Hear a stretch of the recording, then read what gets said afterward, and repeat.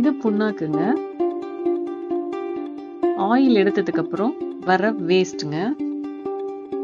இத மாட்டுக்கு நம்ம தண்ணியில கலந்து கொடுப்போம். இதை நம்ம யாரும் சாப்பிட மாட்டோம். ஆப்வியஸ்லி இதை யாரும் சாப்பிட மாட்டோம். அன்னைக்கு ஒரு காலத்துல எப்பயாச்சும் அந்த மரச்சக்கில் ஆட்டும் போது கொஞ்சம் அதுல டேஸ்ட் இருக்கிறதா சொல்லி சாப்பிட்ருக்காங்கன்னு சொல்லுவாங்க. பட் இப்ப அது யாரும் சாப்பிட்றது இல்லை. இது வெறும் சக்கை மட்டும்தாங்க. பட் நம்ம சாப்பிட்ற ஐட்டம் ஒண்ணு இருக்குங்க.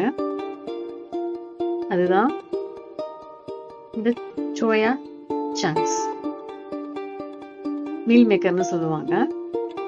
ஃபாரினர்ஸ் எல்லாம் சோயாவை அரைச்சி அதுல இருக்கிற பாலை மட்டும் எடுத்துட்டு அழகா அதுல இருக்க வேஸ்ட்டை வாயில நுழையாத ஏதோ ஒரு பேரை வச்சு நம்ம ஊர் பக்கம் தள்ளி விட்டுறாங்க. நம்மளும் அதை அழகா மசாலா தடவி எண்ணெயில பொரிச்சு நல்லா நீட்டா சாப்பிட்டுட்டு இருக்கோம். பட் இது நம்ம சாப்பிடக்கூடாதுங்க. இதுல எந்த நியூட்ரிஷனல் வேல்யூ கிடையாது. கண்டிப்பா இதுல புரோட்டீன் கிடையவே கிடையாது. நமக்கு மாடுங்க, அவனுக்கு நம்ம தான் மாடு. ஞாபகம் வச்சுக்கோங்க. வயிறை ஃபில் பண்ற மாதிரி எந்த சாப்பாடும் சாப்பிடாதீங்க.